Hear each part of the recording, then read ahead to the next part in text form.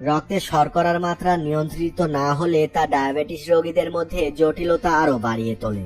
ফলে হৃদরোগের সমস্যা, ত্বকের সমস্যা থেকে শুরু করে স্নায়ু ক্ষতিগ্রস্ত হওয়া এবং পায়ের সমস্যার মতো বিভিন্ন ঝুঁকির পরিমাণ বাড়তে থাকে।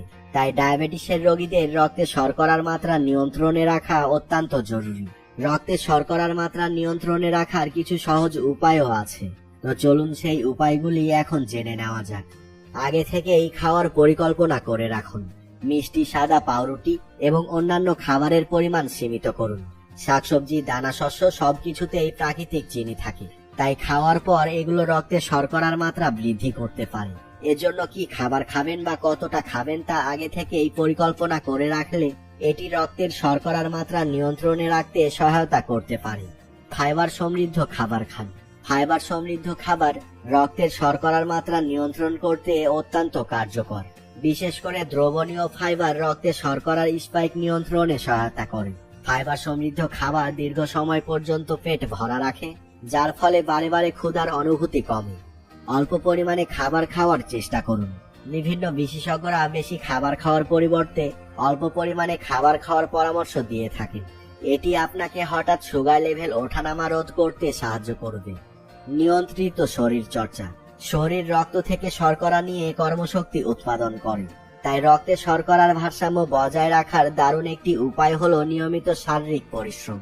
হাঁটা, দৌড়, ভারোত্তোলন, সাইকেল চালানো, সাঁতার কাটা, এই কাজগুলোতে রক্তের শর্করা খরচ হয়। এতে শরীরের ইনসুলিনের প্রতি সংবেদনশীলতা বাড়ে এবং ওজনও নিয়ন্ত্রণে থাকে। পরিমিত কার্বোহাইড্রেট। সব ধরনের খাবারের মধ্যে কার্বোহাইড্রেট রক্তে শর্করার মাত্রাকে প্রভাবিত করে দ্রুত এবং ইনসুলিনের কার্যকারিতাকেও দমিয়ে দিতে পারে।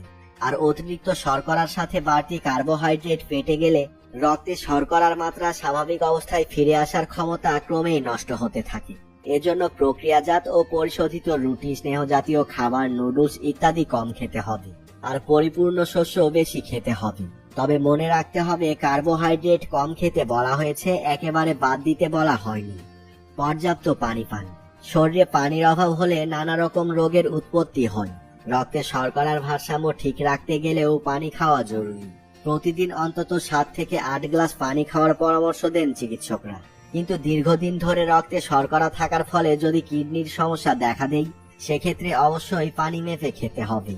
চিনি খাওয়া যথাসম্ভব কম করুন। সুক্রোজ এবং হাই ফ্রুক্টোজ কর্ন সিরাপ শরীরের ক্ষেত্রে অত্যন্ত ক্ষতিকর। এগুলো খালি ক্যালোরি ছাড়া আর কিছুই নয়। শরীর এই সাধারণ শর্করাগুলোকে খুব সহজেই ভেঙে ফেলে, যার ফলে রক্তে শর্করা বৃদ্ধি পায়। গবেষণায় দেখা গেছে যে শর্করা গ্রহণ ইনসুলিন নিঃসরণে বাধা দেয়, তাই চিনি খাওয়া কমিয়ে ফেলুন। ধন্যবাদ।